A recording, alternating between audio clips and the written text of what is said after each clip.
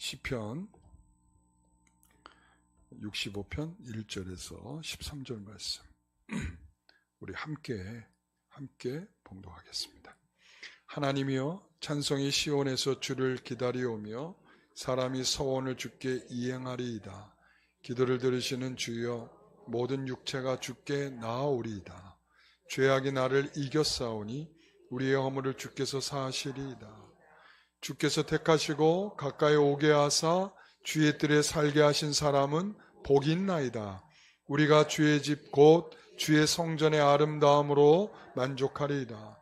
우리 구원의 하나님이시여, 땅의 모든 끝과 먼 바다에 있는 자가 의지할 주께서 의를 따라 어미하신 일로 우리에게 응답하시리이다. 주는 주의 힘으로 산을 세우시며 권능으로 띠를 띠시며 바다의 설렘과 물결의 흔들림과 만민의 소요까지 진정하시나이다. 땅끝에 사는 자가 주의 징조를 두려워하나이다. 주께서 아침 되는 것과 저녁 되는 것을 즐거워하게 하시며 땅을 돌보사 심히 윤택하게 하시며 하나님의 강에 물이 가득하게 하시고 이같이 땅을 예배하신 후에 그들에게 곡식을 주시나이다. 주께서 밭고랑에 물을 넉넉히 대사 그 이랑을 평평하게 하시며 또 단비로 부드럽게 하시고 그 싹에 복을 주시나이다. 주의 은택으로 한 해를 관시우시니 주의 길에는 기름방울이 떨어지며 들의 초장에도 떨어지니 작은 산들이 기쁨으로 띠를 띄었나이다. 초장은 양떼로 옷 입었고 골짜기는 곡식으로 덮였으며 그들이 다 즐거이 외치고 또 노래하나이다. 아멘. 감사합니다. 오늘 말씀의 제목은 하나님 없이 생각할 수 없는 것들이라는 제목으로 말씀을 함께 나누겠습니다. 우리는 우리의 삶 속에 너무나도 자연스러움에 대해서 익숙해져 가고 있습니다. 자연스럽다라고 하는 말은 그냥 우리가 아무 생각 없어도 그냥 자동적으로 오토매틱하게 자동적으로 뭔가 이렇게 이루어져 가는 것처럼 느껴지는 것이죠. 그러나 생각해 보십시오. 우리가 숨 쉬는 것, 그리고 우리가 잠자고 깨는 것, 몸의 신진대사가 일어나는 것, 피가 순환하는 것, 이 모든 것들이 우리가 그냥 자연스럽게 되는 것처럼 보여도 뭔가 하나 탁 안 되기 시작하면 그게 아니었구나 하는 것을 알게 되죠. 하나님은 우리에게 그렇게 삶 속에서 일종의 제동을 거십니다. 그렇게 제동을 거시고 부자연스럽게 하시고 또한 뭔가 답답하게 만드시는 그런 것들을 통해서 오히려 저는 이렇게 생각을 해요. 그런 게 있을 때 하나님 나를 사랑하시지 않나? 이렇게 생각하는 게 아니라 오히려 전 더 많이 감사하게 되는 것 같아요. 그러니까 그 부자연스러움, 답답함, 그리고 거칠음, 그런 것들이 오히려 우리가 더 하나님을 의식하게 만드는 요소다, 이렇게 생각을 합니다. 여러분, 9.11 테러가 일어난 지 꽤 오랜 시간이 지났습니다.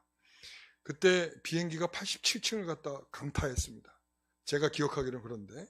그래서 그 87층 그 이상에 있었던 사람들은 거의 다 생명을 잃었습니다.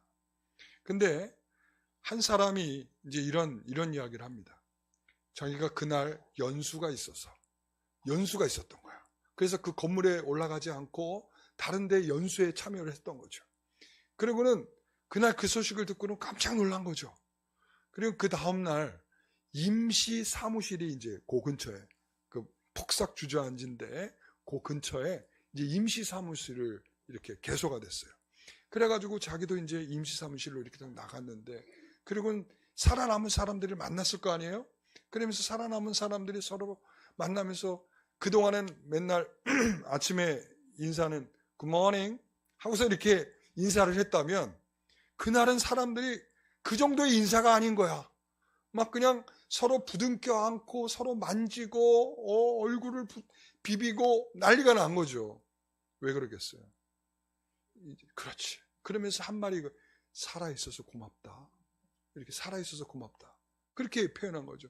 그러니까 물론 그 엄청난 충격이 있었기 때문에 살아있다는 사실을, 하나님이 나를 살게 하셨다는 사실에 대해서 굉장히 그 순간에는 생각이 들죠. 그래서 그때 기독교인이라고 불리는 사람들 교회들이 잘 안 나갔었어요.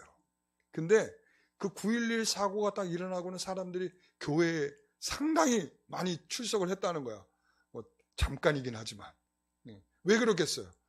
하나님 감사합니다. 저를 살게 해주셔서 감사합니다. 그러니까 우리에게 있어서 그런 일들이, 불행한 일들이 불행으로만 느껴지지 않는 것은 우리에게 있어서 우리의 삶을 다시 한번 새롭게 하나님 앞에 감사할 수 있는, 나라는 자신에 대해서 새롭게 인식할 수 있는 그런 기회를 하나님이 주신다라는 거예요. 뭐라고요? 기회를 주시는 거예요. 여러분, 그 기회를 놓치지 마세요. 하나님은 우리에게 좋은 방식으로도 기회를 주시지만 우리가 정말 이거 너무 부자연스러운데, 답답한데, 힘든데, 지친데, 왜 이렇게 괴로운데 하면서 그 가운데서 하나님께서 우리에게 주신 기회가 있다는 사실을 기억하십시오. 여러분, 오늘날 많은 사람들이 그래요. 정말 이 세상 살기 너무 힘들다. 올해 이상기온으로 얼마나 많이 고생하셨어요. 지금도 그렇잖아요. 그죠? 어제도 우리가 어저께 가는데 차량에 찍힌 온도가 보니까 28도까지 찍히더라고. 도대체 이게 가을이에요? 여름의 끝자락이에요? 도대체 모르겠어. 그러니까는 이런 이상기온들이 나타나는 게 왜 그렇습니까? 여러분, 지난 여름에는 막 40도에 육박하고 그 다음에 40도가 넘어가는 그런 나라들도 막 있었죠. 여러분, 이렇게 온도가 상승한다는 것은 어떤 요인들을 계속 연속적으로 뭘 만들어내요? 자, 이렇게 온도가 높습니다. 그러면 빙하가 녹습니다. 빙하가 녹으면서 해수면의 해수면이 이제 수면이 올라가죠. 그 다음에 그뿐만 아니라 이제 온도도 올라가죠. 그러면 태풍도 더 거세지죠. 그래가지고 올해 허리케인이, 미국에서 일어난 허리케인 있잖아요. 그 허리케인이 최대의 강도로, 그것도 늦게까지도 그 허리케인이 계속 태풍이 쳐가지고 얼마나 어려움을 겪었는지 몰라요. 자, 이게 다 왜 그래요? 이상기온 때문에 그렇죠. 그런데 우리가 현상적으로 보면 이상기온이에요. 맞아요. 그러나 이것을 우리가 이면적으로 보면, 그 이면이라고 하는 건 뭐예요? 그 현상의 이면, 그 현상하고 상관이 없지만 그 현상을 들여다봤을 때 우리가 이면에 어떠한 의미가 있느냐라고 할 때 그 이면은 뭐냐면 인간의 죄 때문에 그래요. 여러분, 하나님과 인간의 관계가 깨졌을 때, 인간과 인간의 관계가 깨졌을 때, 인간과 자연과의 관계가 깨졌을 때 그 죄악으로 인해서 나타나는 현상이 바로 그겁니다. 하나님은 그러한 이상기온을 통해서 우리에게 뭐하고 계시냐? 경고하고 계시는 거예요. 경고. 여러분, 경고라고 느껴지십니까? 그냥 이상기온인데, 이러면은 여러분 제대로 된 이해를 못해요. 하나님께서 우리에게 이것을 통해서 그렇게 말씀하고 있는 겁니다. 이렇게 세상이 변하고 있는 거예요. 여러분, 하나님 없는 세상을 여러분 상상해 보셨습니까? 우리가 하나님 없는 세상을 상상해 볼 수가 없어요. 왜 그러냐면 우리가 창세기 1장 2절에 보면 뭐라고 그래요? 태초에 하나님이 천지를 창조하셨고 그 창조의 세상은 어떤 상태에 있었어요? 세상은 혼돈과 그리고 또한 공허함 속에 있었어요. 그러니까 이 세상은 그렇게 혼돈 속에 빠져 있었어요. 그러니까 하나님이 터치해주지 않는 세상은 뭐예요? 혼돈이에요. 그러니까 하나님이 없는 세상은 혼돈과 혼란과 무질서라는 거죠. 여러분, 그래서 하나님이 없는 세상은 상상할 수가 없어. 제가 이제 김포공항 부근에서 제가 살았잖아요. 어렸을 때부터 비행기가 뜨고 나는 것을 보면서 살았습니다. 그러니까 우리가 뒷동산에 올라가면 김포공항의 이 활주로가 쫙 보여요. 그러면 비행기가 오늘도 저렇게 많이 뜨는구나 이랬단 말이죠. 그런데 이 비행기를 조절하는 모든 시스템은 뭐에 의해서 되냐면 컴퓨터에 의해서 되는 거예요. 그러니까 이 컴퓨터가 만약에 오작동이 일어나면 난리가 나는 거죠. 예를 들어서 컴퓨터 그런 시스템들이 다 고장났다고 한번 생각을 해보세요. 그러면 이 날고 뜨고 뭐 착륙하고 이런 것들이 아주 대혼란이 일어날 것입니다. 그리고 충돌이 일어날 수도 있고 비행기가 떨어질 수도 있고 별별 일이 다 일어나는 거죠. 그러니까 뭔가가 조정해 줄 수 있는, 조절해 줄 수 있는 그러한 시스템이 없으면 이게 마비가 되는 거예요. 여러분, 우리가 교통통제도 마찬가지예요. 교통통제도 요즘에 다 시스템으로 합니다. 컴퓨터로 통제해요. 다 막을 수도 있고 뭐 1시간도 세울 수도 있고 1시간도 그냥 가게 할 수도 있는 거야. 그러니까 그런 조정을 하는 시스템이 있단 말이에요. 그러니까 하나님이 없는 세상은 그런 것들이 다 망가져 있는 상황과 유사한 거예요. 그러니까 혼란이죠. 무질서죠. 그러니까 해가 며칠 동안도 떠 있을 수도 있고, 그리고 비가 마구 내릴 수도 있고, 비가 마구 안 올 수도 있고, 그런 거예요.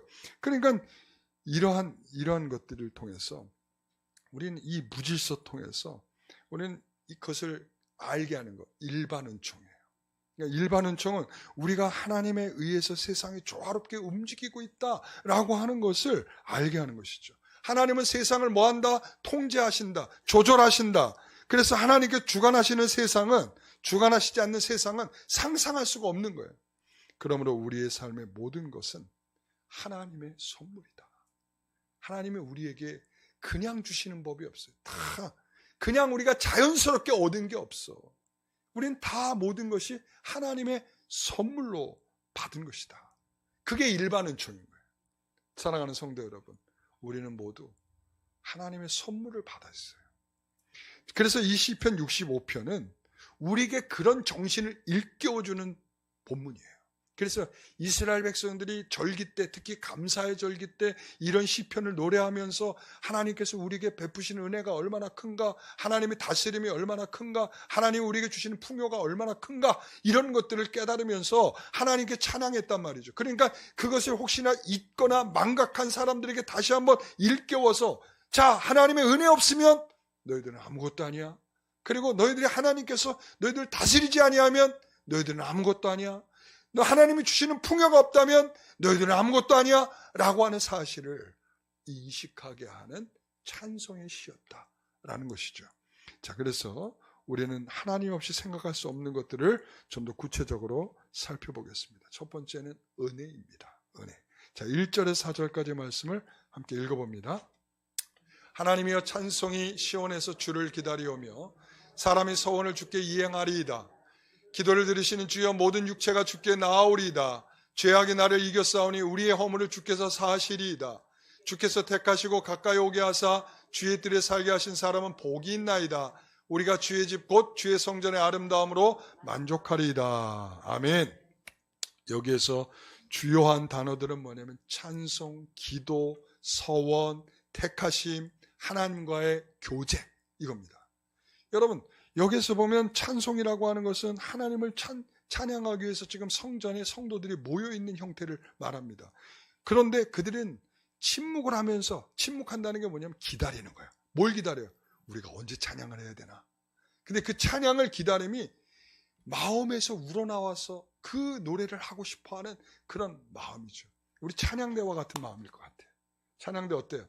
한 주 동안 얼마나 찬양을, 주일날 하나님께 찬양을 드리려고 얼마나 기다렸어요. 네? 바로 그런 심정으로 찬양대가 다 있는 거야. 자, 두 번째는 뭐냐면 서원이죠. 이 서원은 어려운 상황에서 하나님, 저에게 이렇게 해주시면, 저에게 이렇게 해주신다 그러면 제가 하나님께 감사제를 드리겠습니다. 이렇게 하나님께 했단 말이죠. 그래서 하나님이 그것을 이루셨어. 서원을 이루셨어. 하나님께서 주셨죠. 그 서원을 이루셨기 때문에 이제 하나님께 감사제를 드리려고 딱 하고 있는 거예요. 세 번째는 뭐냐면 기도예요. 자, 그러면 앞에 부분과 연결되면 서원을 했을 때 하나님께 기도했을 거 아니겠습니까? 그러니까 이렇게 기도했을 때 하나님이 응답해 주셨어요.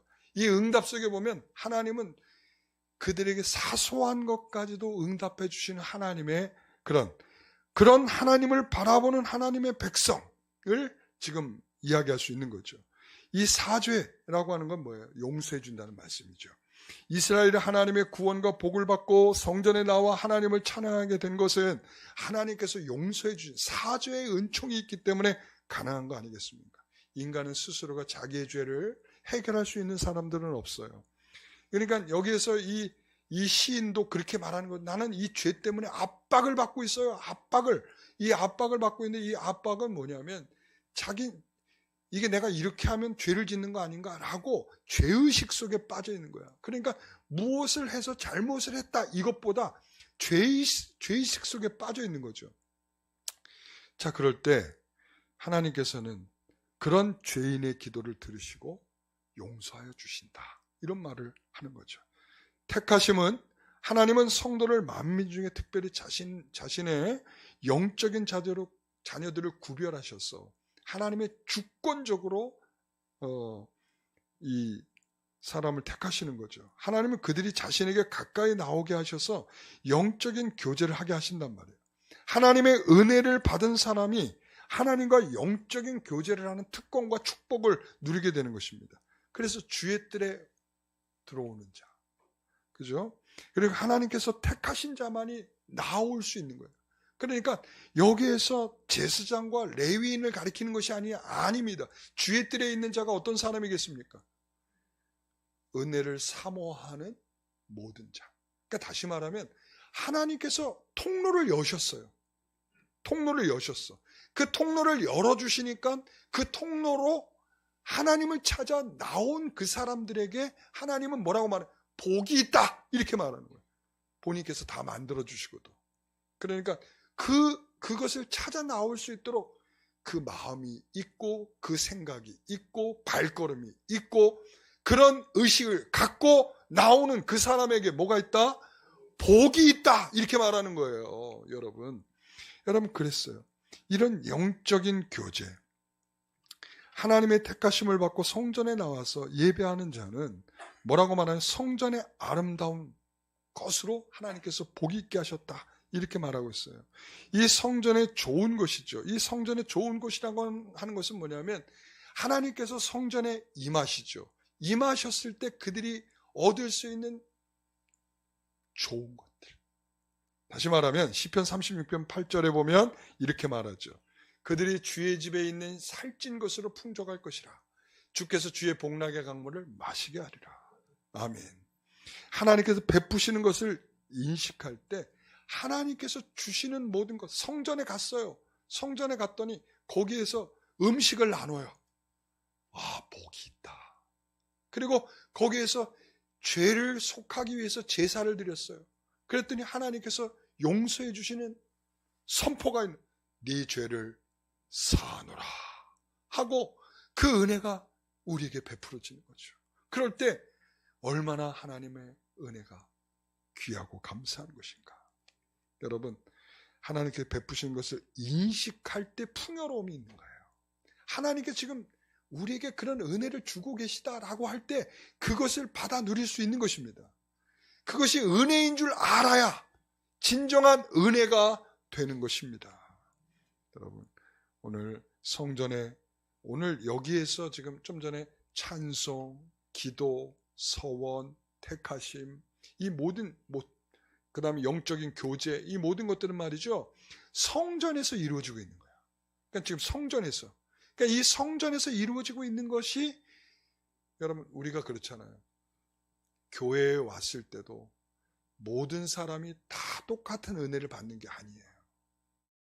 그렇잖아요. 그러니까 내가 하나님에 대한 마음과 자세가 어떠냐, 거기에 따라서 그 은혜를 받을 수도 있고 은혜를 받지 못할 수도 있어요. 그러니까 별것도 아닌 말에 어떤 사람은 은혜를 받고 어떤 사람은 시큰둥 이렇게 되는 거죠. 그러니까 저는 그렇게 생각을 해요. 여러분, 제가 설교를 잘한다 못한다, 여러분 여기에 역사가 있지 않다는 거예요. 뭐예요? 하나님께서 여러분에게 은혜를 주시려고 오늘 이 자리에 여러분들을 초대하셨어요. 그때 하나님께서 여러분들에게 준비된 만큼 하나님께서 그 은혜를 베풀어 주시는 겁니다. 여러분, 그때 하나님께서 그 은혜가 여러분 가운데 충만하다라고 하는 것은, 이 모든 것이, 이 메시지가 지금 나를 위해서 들려주고 이것이 나를 살게 하고 나에게 용서가 있고 나에게 주시는 은혜가 있다라고 하는 사실이 인식이 되어야만 이것이 있어야 그때서 은혜가 되는 겁니다. 그래서 우리가 하나님을 생각하지 않고 우리가 이런 것들이 있을 수 없다라고 하는 것 중에 하나가 은혜예요. 그렇기 때문에. 자, 두 번째는 뭐냐면 다스림입니다. 다스림은 5절에 7절 말씀 같이 읽어봅니다. 우리 구원의 하나님이시여 땅의 모든 끝과 먼 바다에 있는 자가 의지할 주께서 의를 따라 어미하신 일로 우리에게 응답하시리이다.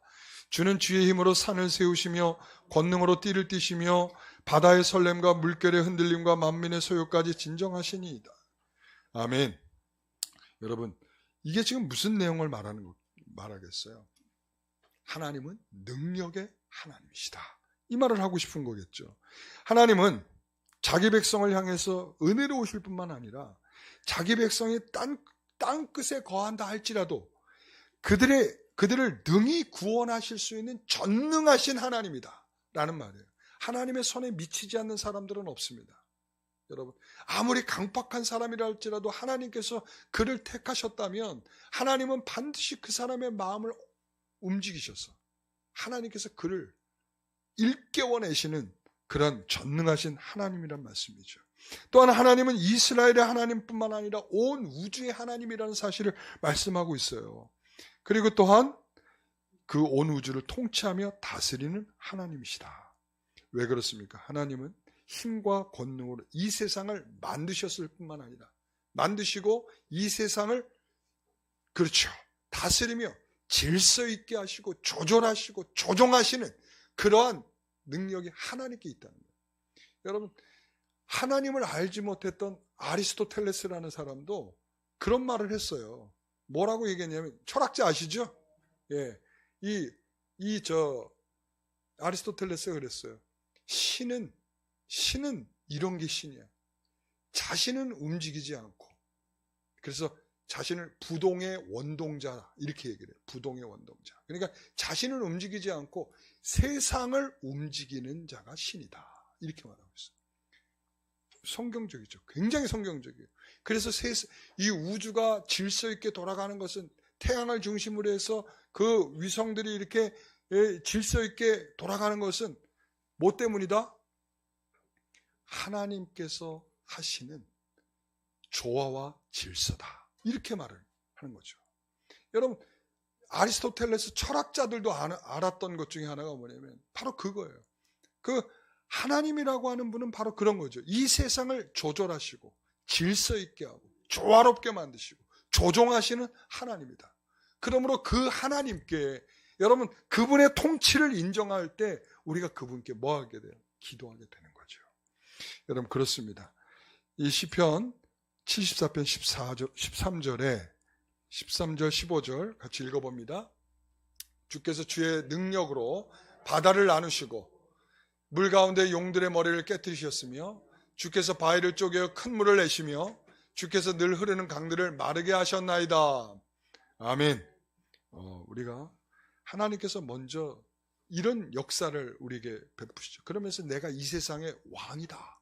자, 뭐라고요? 하나님께서 이 세상의 왕이다 라고 하는 거예요. 그래서 하나님께서 난감하셨을 적이 언제냐면 사사시대 끝자락에 이 사무엘에게 사람들이 요구를 해.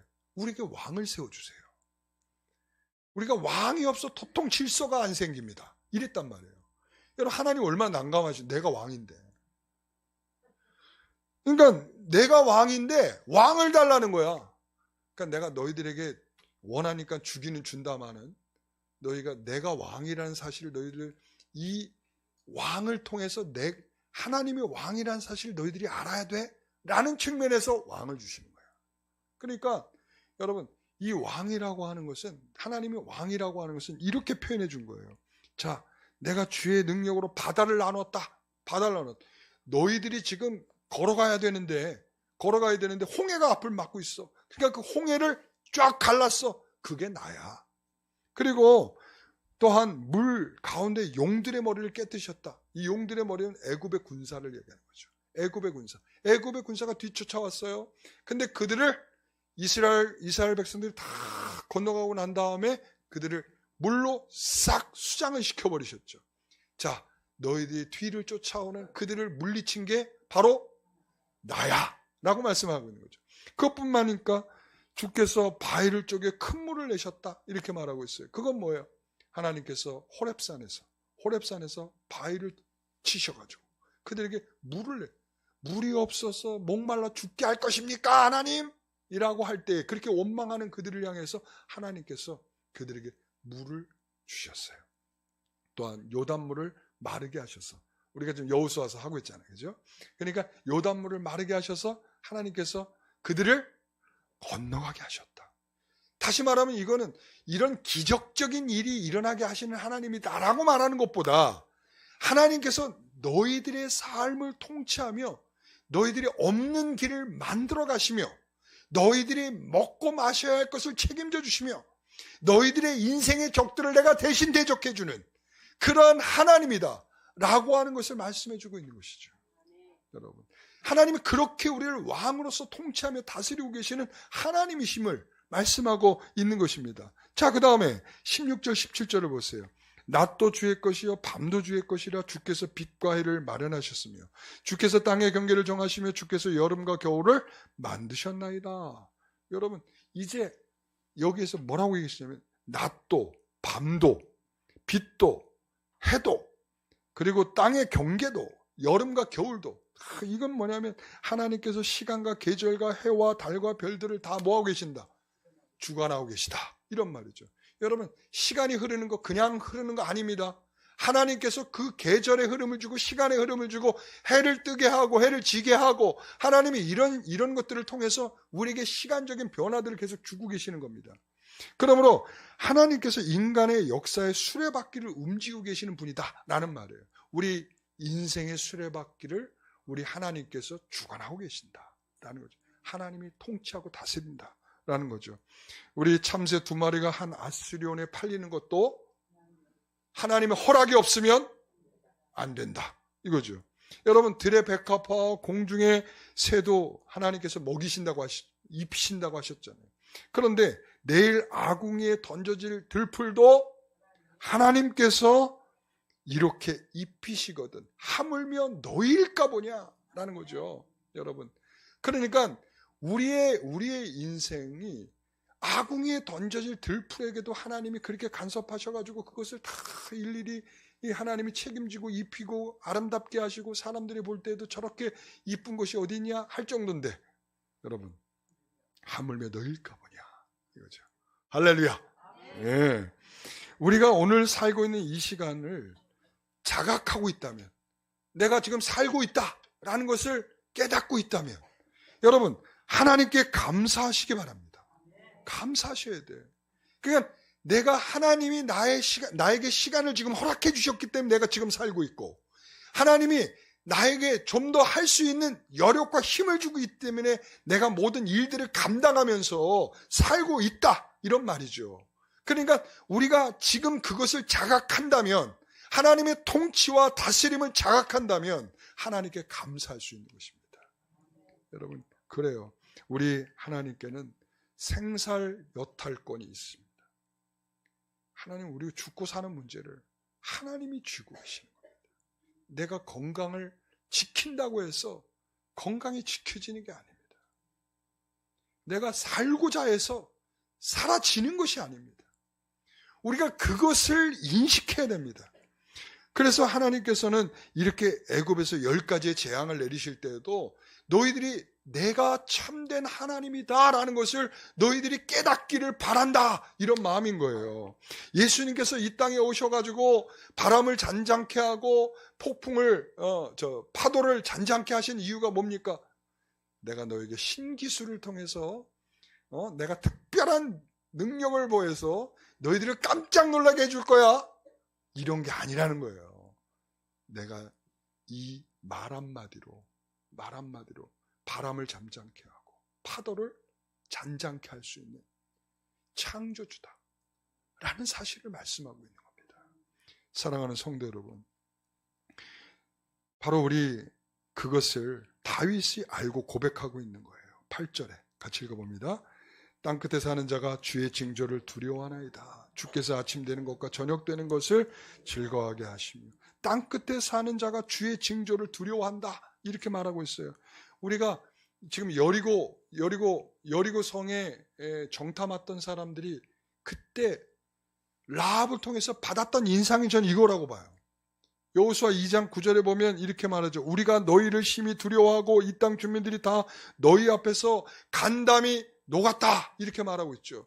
그러니까 멀리 있는 그들에게도 뭘 준 거예요? 두려운 마음을 주었어요. 그들은 보지도 않았어요. 듣기만 했어요. 여러분, 듣는 것으로 이 정도 파괴력이 있을 정도로 사람을 변하게 하고 인생을 바꿀 정도로 이와 같은 역사가 일어난다는 거예요. 이게 하나님의 다스림이에요. 여러분, 그러니까 어떤 사람은 봐도 깨닫지 못해요. 봐도. 경험을 해도 그게 뭔지 몰라요. 그러나 어떤 사람은 먼 곳에서 그냥 듣기만 했는데도 하나님이 그에게 통치와 다스림이 나타난다는 거죠. 오늘 여기에 기절할 것 같아요.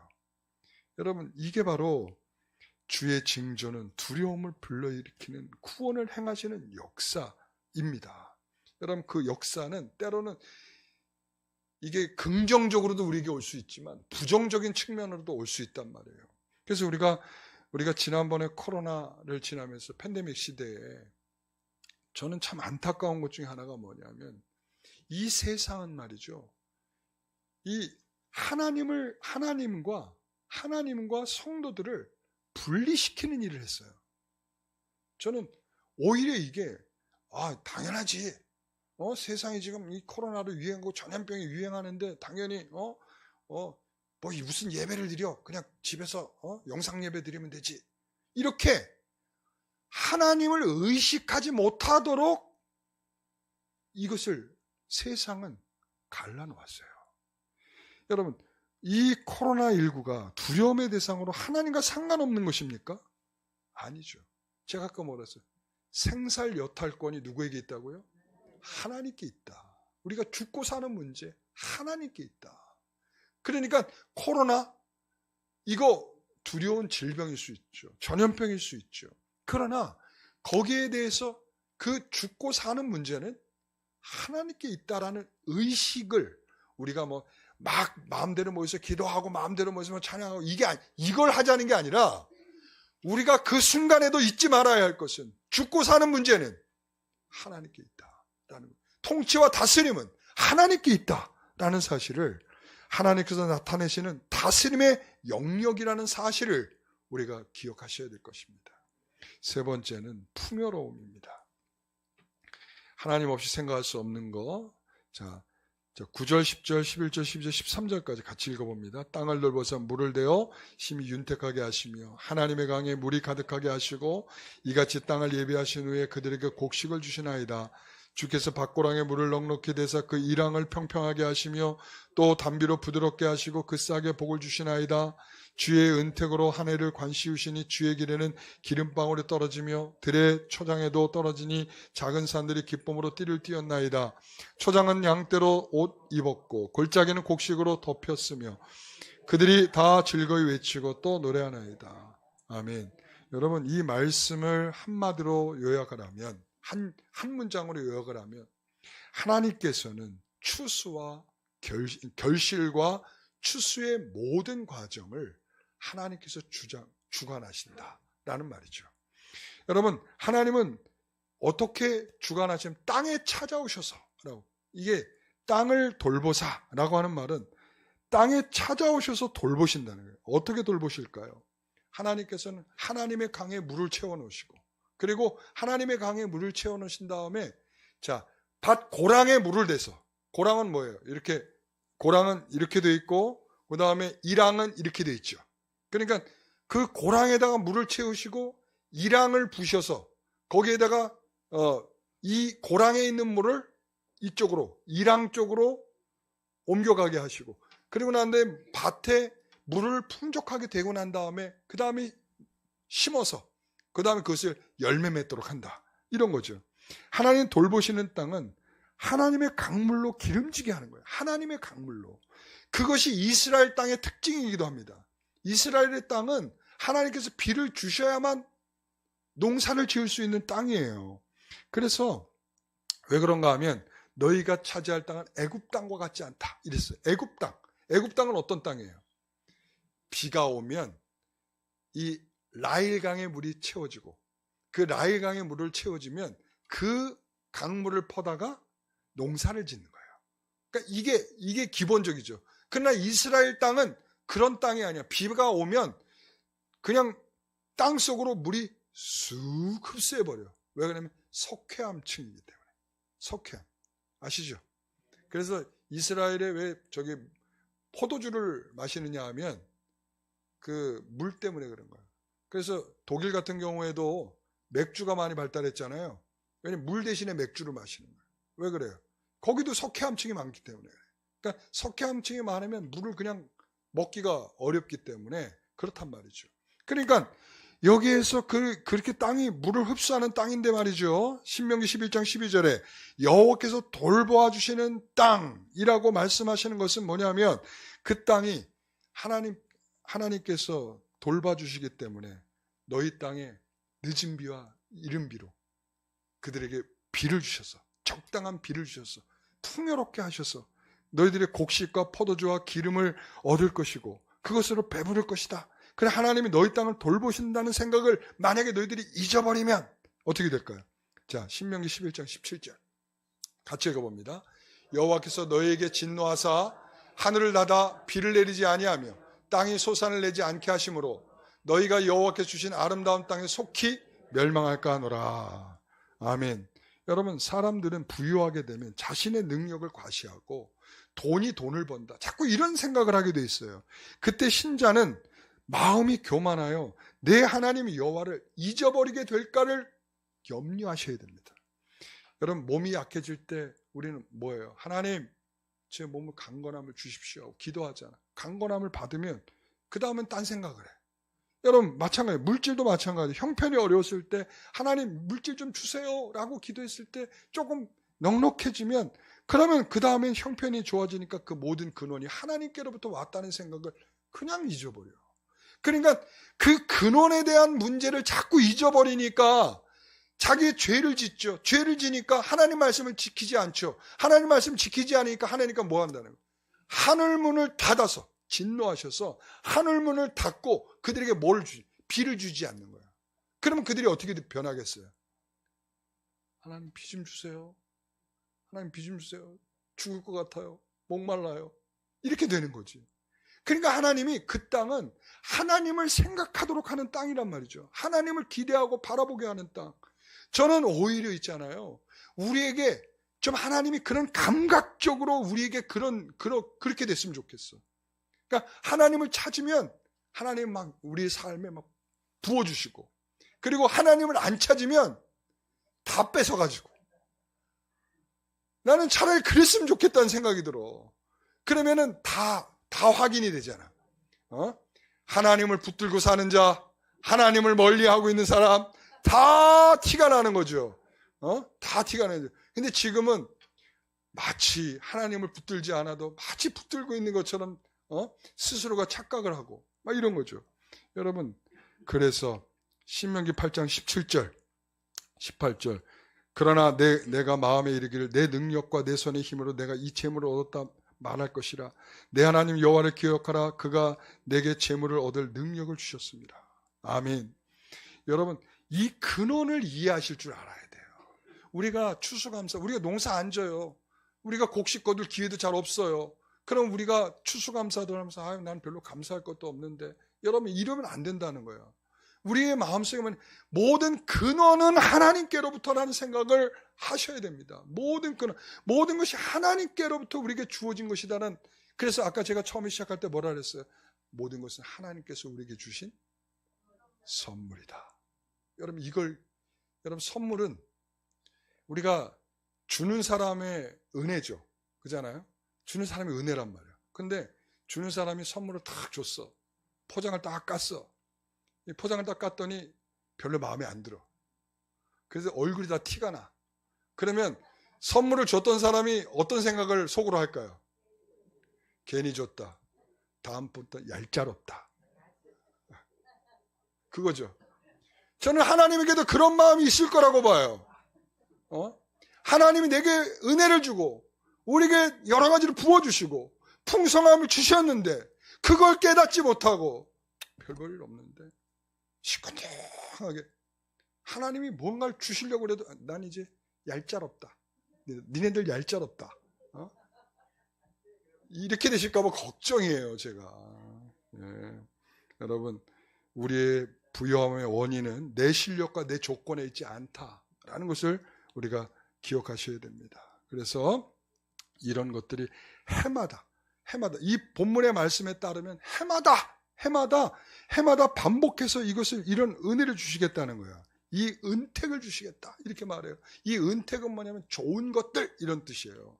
토바라고 해서 이 좋은 것, 우리가 하나님께서 좋은 것으로 우리들에게 주신다 이런 말인데, 이 마치 얼마나 좋은 거냐면 마치 왕이 그 머리에 관을 장식한 것처럼, 금관을 쓰고 있는 것처럼, 얼마나 왕답게 금관을 딱 쓰고 있다.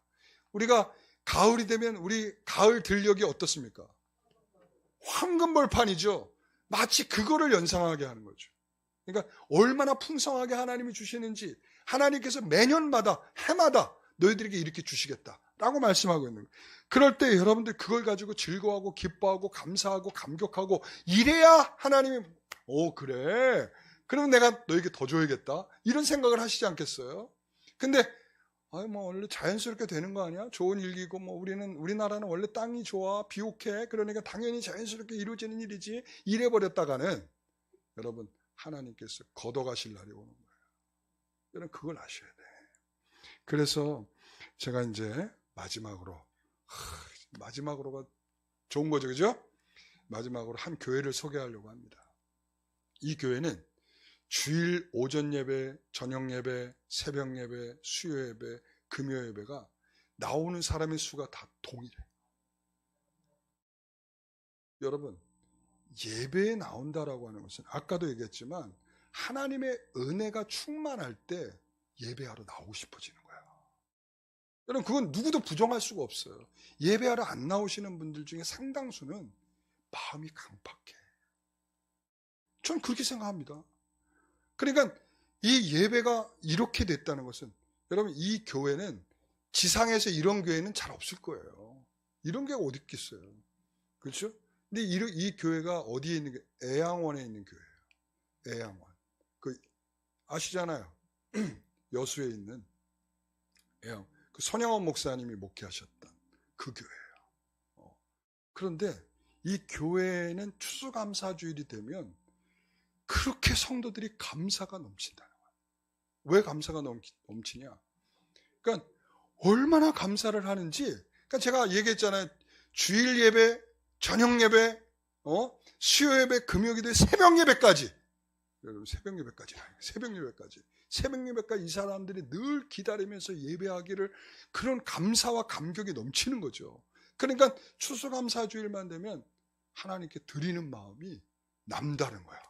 그래서 이 여수의 교회가 한 400여 개가 되는데 40개 교회를 이 교회에서 개척을 했다는 거 아니야. 이분들이 뭘 하냐면 양계, 돈계, 양계, 돈계가 아니죠. 양계를 한 거예요. 그러니까 이분들이 출발선에서 생각해 보세요. 얼굴은 문드러지고, 손도 문드러지고, 발도 문드러지고. 여러분, 그게 출발해서 이 사람들은 사람들의 손가락질이야. 출발이 사람들의 손가락질이야. 그러니까 감사하려고 해도 내 몸을 봐라. 감사할 게 어디 있겠냐. 그런데 어느 순간에 그들에게 있어서 감사의 마음이 생긴 거야. 이럼에도 불구하고 내가 일할 수 있고, 내가 일한 것을 통해서 하나님께 영광을 돌릴 수 있다면 내가 무엇이든 할 수 있지 않나. 그래서 이 손양원 목사님 기념관을 짓는데 10억이 필요했는데 이분들이 대다수를 감당했다는 거예요. 근데 그 손양원 목사님의 그 양자 아들은, 그렇게 지어진 거를 자기가 그 독식하려고 그거, 진짜 내 말하기가 참 부끄럽습니다. 그러니까 이게 바로 여러분, 하나님께 진정한 감사, 하나님께 주셨다라는 의식이 있는 사람들에 의해서는 이런 거예요. 그러니까 하나님, 내가 이런 손을 통해서 일할 수 있게 하셔서 감사하고, 내가 이걸 통해서 하나님께 드릴 수 있음을 감사하고, 드렸을 때는 순수한 마음으로 열정적으로 감사함으로 감격함으로 드릴 수 있는 이들의 모습 속에서 정말 놀라운 은혜가 있는 거죠. 오늘 우리가 모든 풍요로움은 하나님이 없이는 생각할 수 없는 거라고 하는 것을 기억하십시오. 기도하겠습니다. 하나님 감사합니다. 오늘도 우리에게 주시는 은혜를 또한 통치와 다스림을 풍요로움을 생각하며 하나님께 감사합니다. 우리는 하나님을 생각하지 않고 어떤 것도 결실할 수 없고 얻을 수 없고 우리가 살아갈 수 없음을 기억하면서 모든 것을 하나님께 감사와 영광을 돌립니다. 감사하며 예수님의 이름으로 기도하옵나이다.